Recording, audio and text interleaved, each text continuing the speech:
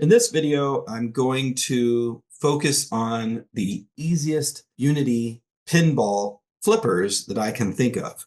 And so I'm going to create two separate versions of very basic pinball table and the flippers involved. One will be a little bit more like Pachinko, which is a Japanese invented game that involves a small metal ball, similar to a very small pinball, but it's in a vertical format instead of a horizontal format. So I'll go ahead and get started here with Unity Hub. I'm going to create a new project in this case. So I'll call this Pinball Vert. For an abbreviation of vertical, this will be the Pinball Vertical. Just simply call this one Pinball Vert. I'll make a new folder. I'll select that one, and we'll call it Pinball Vert. And let's launch that.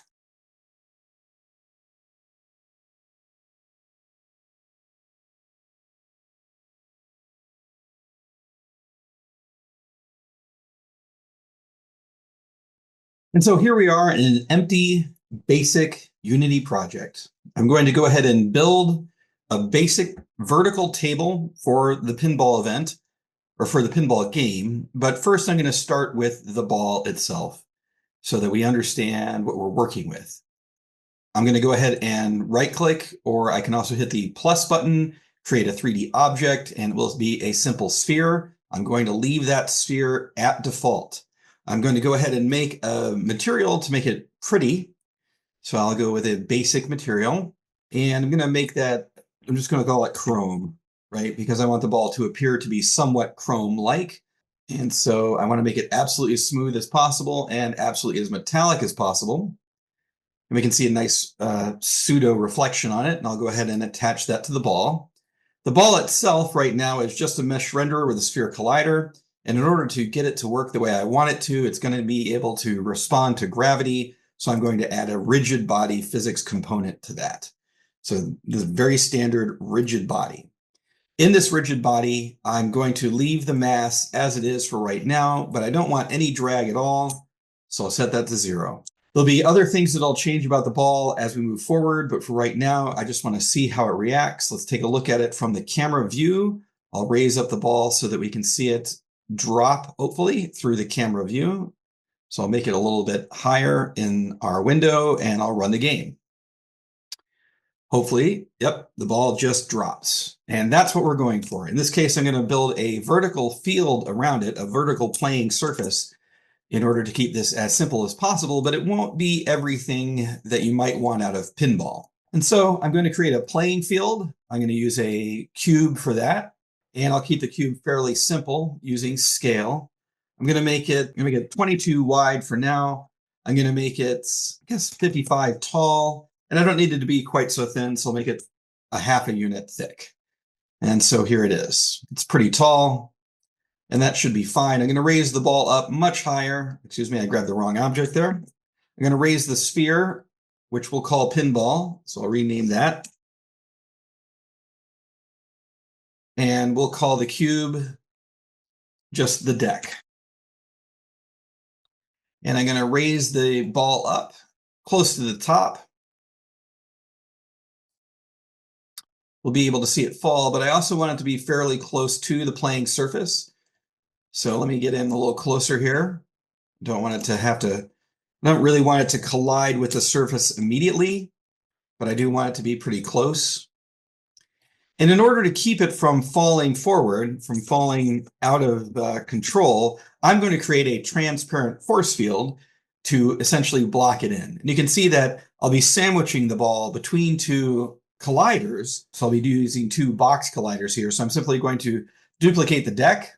I'll move it out so it gets on the other side of the ball. I'm going to leave the box collider engaged, but I'm going to turn off the mesh renderer.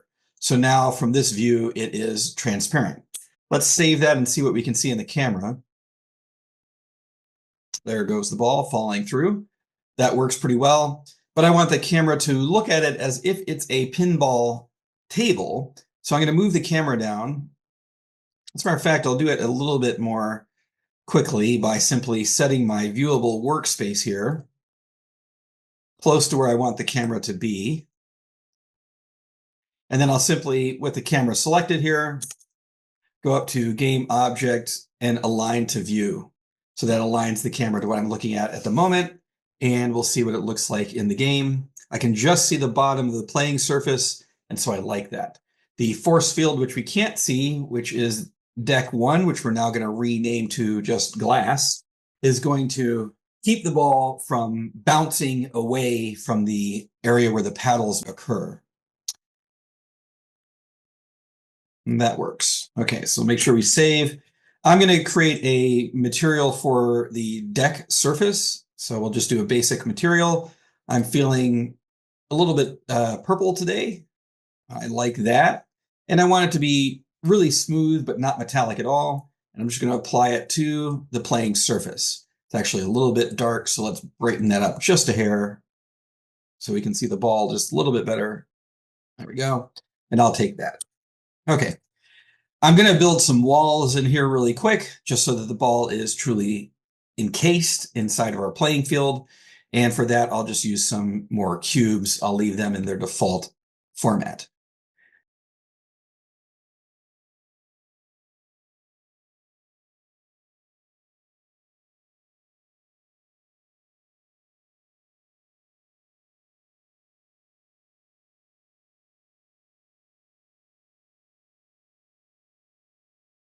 And I don't want any drag on the object, so I'm going to select the ball. As we know with the ball, I have no angular drag in the rigid body, but I'm going to go ahead and make a material, a physics material for the deck and the glass. So let me come down to my assets. I'll right click and create a new physics material. And we'll call this glass. Even though for the deck and the glass, I want it to both be the same. No dynamic friction. No static friction. I want it to be as slippery as possible. I want the friction combination to be the minimum, and we can leave the bounce as average. I'm not really interested in bounce. And so I'm going to come back to the glass, and the glass itself has no material, but we can add a physics material to it, which will be the glass. So I click, hold, drag, and drop that in there. And I'm just going to apply the same thing to the deck, and that will make it as slippery as possible. And for an interest in making the ball as quick as possible, we'll take this pinball sphere and we'll throw that glass physics model or physics material into that as well. This means that the ball is going to move around with as little friction as possible. Okay, I like that. Now it's time to work on flippers. Now, it's not going to be a full Pachinko game or a pinball game, but we want to be able to build the flippers as easily and quickly as possible. You could bring in a model from outside. You could design it in Blender or bring it in from somewhere else, but I'm just going to simply use a basic rectangle or cube. I'm going to take this cube and I'm going to make it a little bit wider on the X, so maybe 7 should work nicely. And the cube itself, if I take a look at it, we'll need it to be inside of the workable area. So I need to make sure it's inside, in between the glass and the deck. So let me get in a little closer here. Looks good. And it doesn't look like we're striking anything here. Look at it from a couple of sides. I like it. And I want it to be about that shape. I like that shape. But if we turn or rotate this cube, so I'll select the rotate tool over here on the side. If we go ahead and rotate this cube, we can see that it rotates on center. And so in order to get it to rotate more like a flipper, we'll have to select one of the corners in order for this to work properly. I'm going to try to select this bottom left corner, and I'm going to apply a hinge joint to it.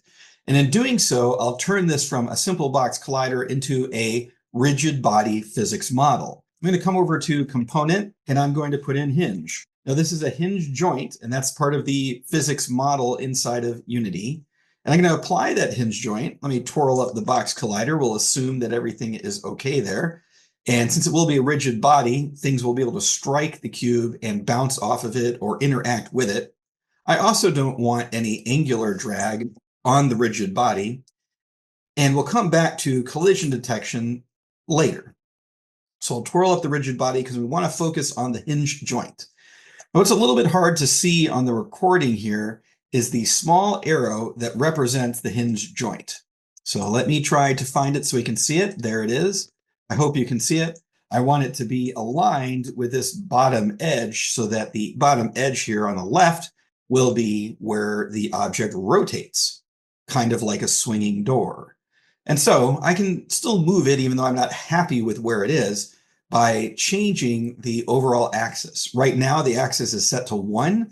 I'll set it to 0. And I'm going to want it to have this axis pointed at me. That's the blue axis or the Z axis. So I'm going to set that to 1. Now it's pointed down toward the playing field. And in this case, because it's a flipper, that's basically okay. I'm okay either way it would point. I could put in 1 or -1, it would be all right. But it is in the wrong location. If I rotate it based on this right now, it's still going to rotate in the center. I got to move it over to the left and down to the corner that I'm interested in. And right now the anchor is that location. So I'm going to take the X and I'm going to put in a 1. Where did it go? That's wrong. I want a -1.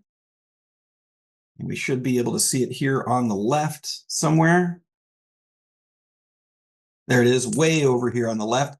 So I need a -0.5. There it is. We can just see it lining up here, right there. It's hard to see right there in the upper left-hand corner. I want it at the lower left-hand corner. So on the Y, I'm going to put in a -0.5. Hopefully that will move it down, and it did. So we've aligned it down here to the lower left edge. And we can't really see much about this at all, but I'm going to go ahead and play the game and we'll take a look at it here. Let me move this over to the side just a little bit and hit play. And there we go. So we can see the left edge is the corner that it's rotating on the hinge, which is exactly what we want. I would like to show you a little more, so I'm going to raise the entire thing up. Notice that it leaves a ghost anchor behind, but it does move the anchor up with it. I'm going to hit play again so we can watch it swing. There we go. And it swung out and hit that left side of the playing field, but you can see that it's swinging back and forth as if gravity is involved. It's a rigid body, and that's what we're looking for. At the moment, it is simply reacting to gravity, and it's pinned to that hinge, allowing it to rotate.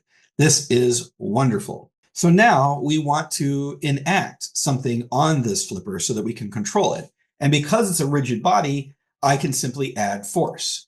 And so I'm going to turn up the hinge joint here and add in a script. Let me remove this. And I'm going to put in a visual script in order to make this as simple as possible. We'll do a new script machine and let it build here. So I need a brand new one. So I clicked on new here. And I'm going to call this left flip for the left flipper. I'll just abbreviate it. I named it left because I will need a different one for the right side, given what I'm about to do. And I'll call this left flip. I think that's pretty obvious. I'm going to go ahead and edit the graph. And here's our basic graph. I don't need anything on the on start or update, so I'll delete that. And I'm going to use a keyboard entry. So on keyboard input, I'm going to select A, and I want it on hold. When I'm holding it, I'm going to add force. Since it's a rigid body, I can simply push it with force, and I'm going to push it up. But since it's hinged, it will rotate. Now that force that I want is vertical, and I'm going to put in maybe 5 to get started with, just so we can see this work and see the caveat to it. So let it rotate, rotates down. I'm now going to push the A key, and it pushes it up. Because I'm simply forcing it vertically, the hinge allows it to rotate. We don't really want a flipper to work this way, but we can see how easily it is. Easily we've created rotation here without any great difficulty. And luckily we're using a hinge joint here. So now that we have that script machine set up, that's as much script as we need right now. We'll come back and change the values later. I'm going to come back to the hinge joint and add in a few dedicated features. So I'm going to use spring, and this is a spring on the hinge. So it will act like a little bit more like a sprung or a spring-loaded flipper. Now, in this case, I need to twirl down the triangle here, but I need that target position. We have to assume right now that this is the 0 position, and I'm going to have it rotate down maybe -33 degrees. But we need some tension on the spring, so I'll put in to 555, and hopefully it'll help it get to its target position. Yep. So there we go. It's trying to reach that 33 degrees. So as you can see, it works very nicely. That is pretty much like a spring. The 33 degrees feels a bit right to me, but now that I look at it this way, I do want to change my camera angle just a little bit. So I'll head back to the main camera and we'll rotate it just a little bit here. So it's looking a little bit more like an adult looking at a pinball table as opposed to a child looking at a pinball table. So we'll rotate it down just a little bit more, and then we will reposition it. Want to be able to see the bottom of the table and the top of the table at the same time. This is a very long pinball table, I guess, that I've created in proportion, but I think it will work out okay. I like that. Let's play again.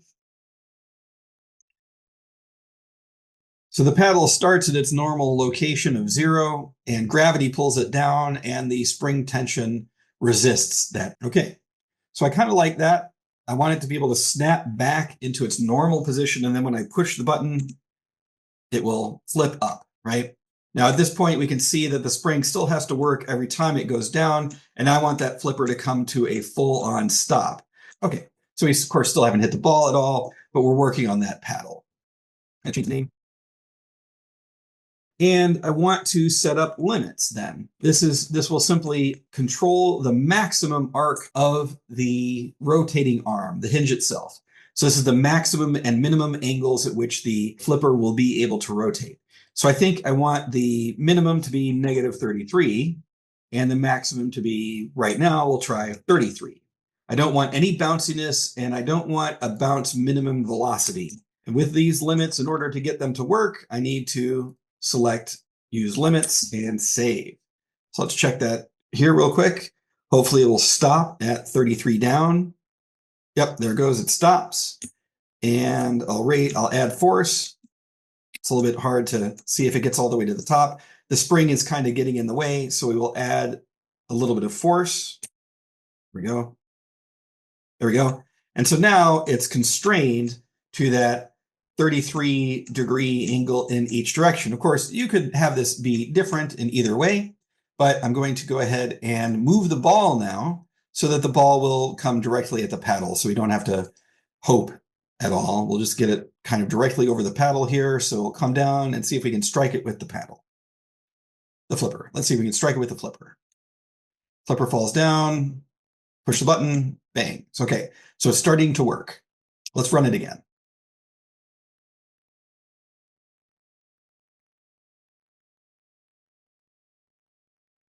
Very nice. So far, that's kind of what we want. I'm going to make a couple of adjustments to the ball and the paddle.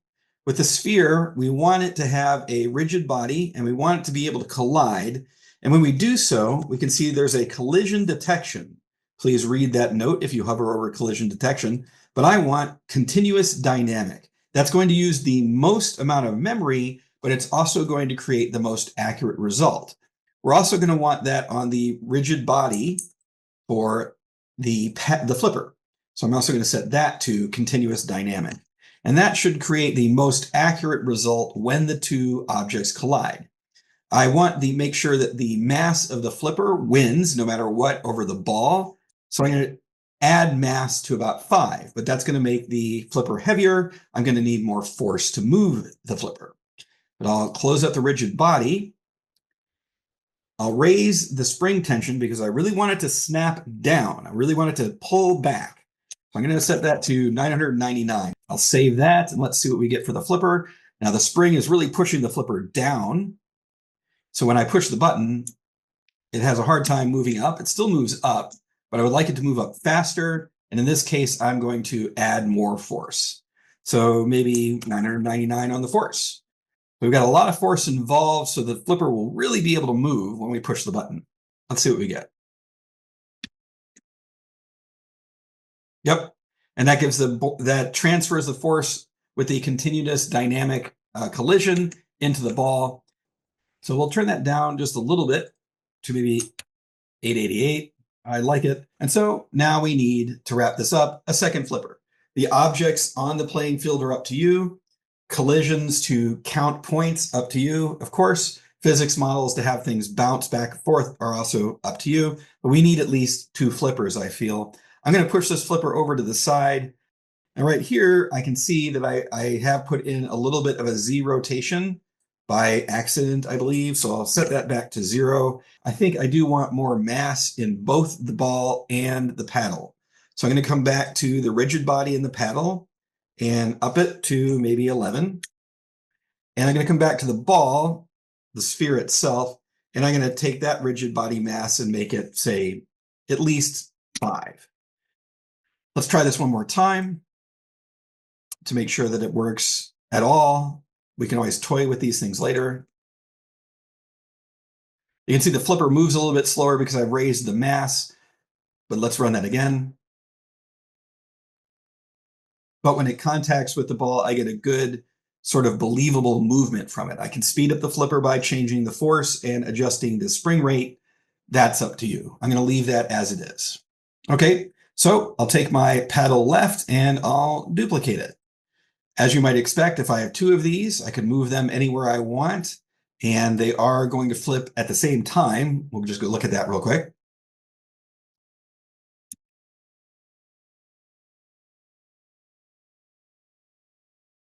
And so I'll need to adjust this in order to make it work properly. I'll need a different script engine because I'll need one that will work off of a different key. I'm going to take these 2, and I'm simply going to copy that selection. And with this being the paddle left 1, I'm going to rename it the paddle right, as you might expect. I'm going to come down here to the script machine. Let me twirl up a few things so I can see it a little bit better. And I'll reset this to none and add a new script graph and machine. And this will be right flipper.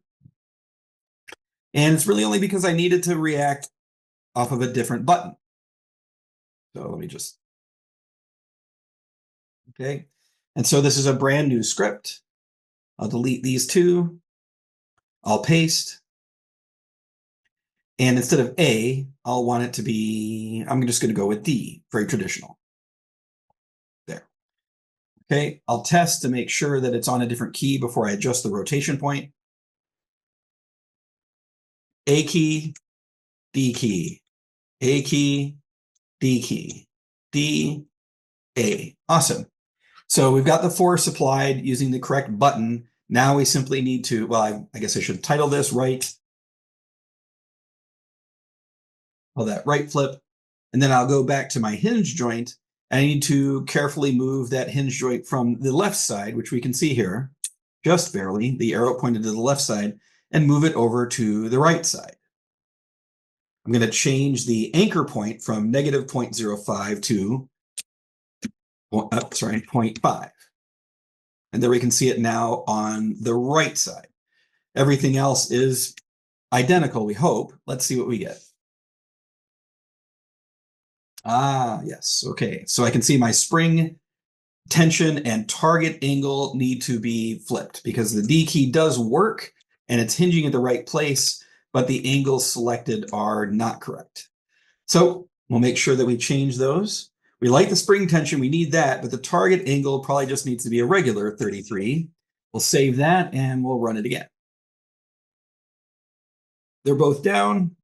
That's nice. This is the A button, which is the left paddle, and the right button, which is the right paddle. And it looks like we are basically done. Let's run it again and see if we can hit the ball with both flippers.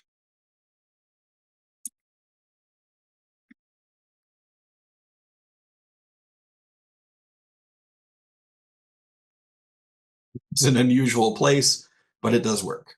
We'll pause that and we'll look at the entire field here.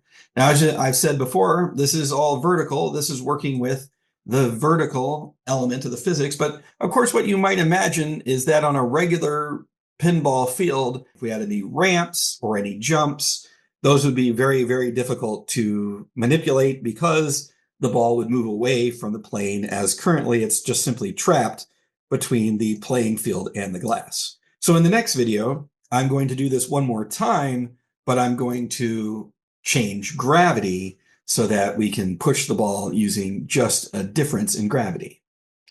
All right. See you in the next video.